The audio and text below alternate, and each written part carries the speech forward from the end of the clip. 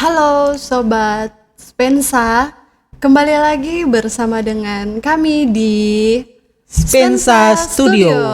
Oke, halo, dan saat ini saya sebagai host, nama saya Sylvia Manatar, dan di depan kita ada Bapak Wiranto Bororing sebagai narasumber di saat ini. Biasa disapa dengan apa ya, Pak? Sapa Menir Anto. Hai semua. Oke. Jadi Mener ya? Ya, Mener. Oke, Mener saja supaya lebih kelihatannya dekat gitu ya? Iya, lebih friendly. Oke, lebih friendly. Iya. Oke. Dan di saat ini ada beberapa pertanyaan yang akan saya tanyakan mengenai strategi pembelajaran. Namun, sebelumnya kita dengarkan terlebih dahulu Mener ya? Iya. Mener mengajar di SMP 1 Siau Timur itu di kelas berapa dan pelajaran apa? Ya, terima kasih Mem Sylvia. Oke. Ya, halo semua. Hai. Ya, saya mengajar di SMP 1 di kelas 9.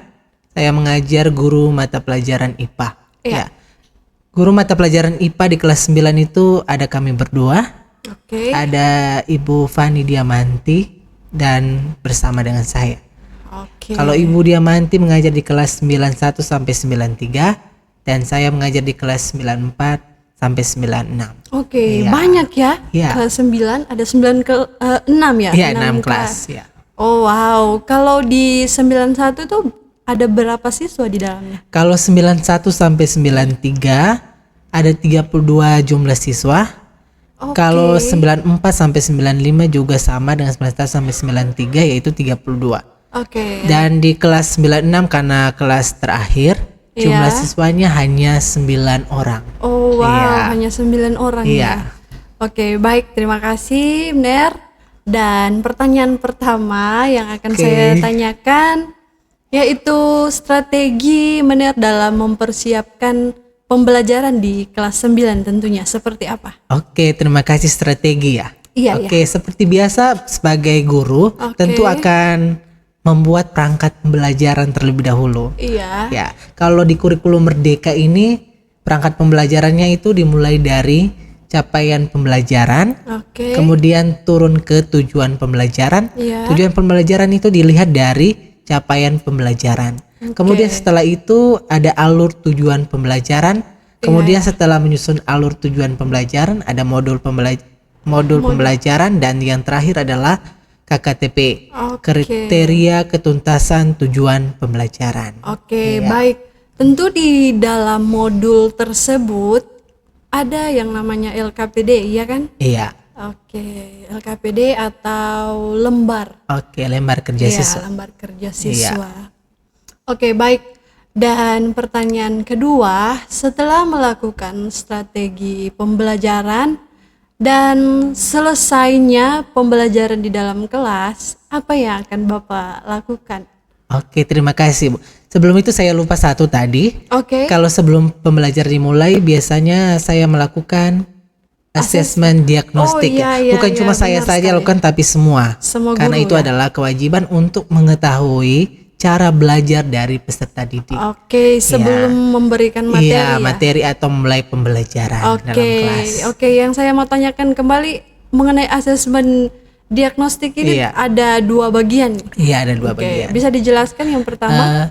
Ada 2 bagian untuk asesmen diagnostik. Yang pertama asesmen diagnostik Oke. kognitif, Oh, iya. yaitu berkaitan dengan pengetahuan peserta didik mengenai mata pelajaran, Oke. khususnya untuk mata pelajaran IPA. Iya. Yang kedua adalah asesmen diagnostik non kognitif, Oke, berkaitan dengan non-kognitif. karakteristik peserta didik berdasarkan kriteria Ya. atau kepribadian peserta didik itu sendiri. Oke, jadi Iya. kesimpulannya asesmen diagnostik tuh ada asesmen non kognitif Iya. dan kognitif. Iya. Kalau kognitif itu tentang pengetahuannya siswa, Iya, iya. sedangkan yang non kognitif itu tentang kepribadiannya atau Iya, tentang karakter mereka kepribadian, ya. iya. Oke, baik.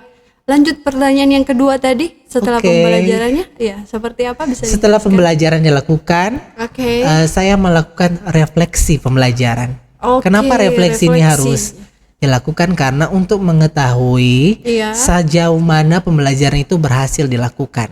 Oke, baik. Misalnya mengetahui cara saya untuk mengajar ataupun cara peserta didik itu belajar seperti apa. Oke. Iya. Oke. Misalnya refleksi bisa dicontohkan ada pertanyaan apa saja yang Iya. ditanyakan di kelas. Oke, terima kasih. Contoh refleksi yang saya terapkan dalam pembelajaran Oke. setelah dilakukan adalah misalnya dari pembelajaran yang sudah kita lakukan bersama, Ya. sejauh mana pemahaman adik-adik tentang materi yang sudah kita bahas bersama. Oke. Kemudian yang kedua, apakah cara Bapak mengajar itu sesuai dengan cara belajar dari adik-adik ataukah seperti apa? Iya, Oke, jadi menanyakan maunya siswa ya, Iya, seperti itu seperti maunya apa? siswa seperti apa gitu ya. Iya. Oke, bagus ya Pak. Ternyata kurikulum Merdeka ini sangat-sangat membantu guru Iya, dalam. sangat membantu. Ya, oke. Dan yang saya mau pertanyakan lagi, apakah ada kendala di saat melakukan berbagai macam strategi yang ada di dalam kelas? Kalau kendala, tentu kendalanya adalah pada waktu jam pelajaran yang kita lakukan. Oke, baik. Iya, waktu jam pelajaran kan biasanya hanya 40 menit. Tetapi kalau kita lakukan dengan efektif pasti bisa terlaksana dengan baik pembelajaran itu. Oke, baik. Iya. Sungguh luar biasa. Terima kasih banyak Nir-Anto untuk Iya. penjelasannya. Dan ada satu lagi yang saya mau tanyakan, ya mengenai keberadaan peserta didik.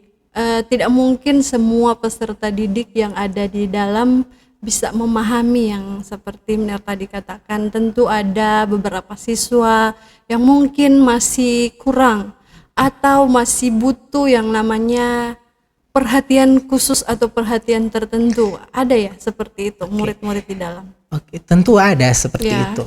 Seperti yang saya katakan tadi, fungsi dari asesmen diagnostik adalah untuk mengetahui cara belajar dari peserta didik. Iya. Jadi pada saat saya menerapkan pembelajaran itu sesuai dengan cara belajar dari peserta didik dan dilakukan pendekatan sesuai dengan kodrat dari mereka.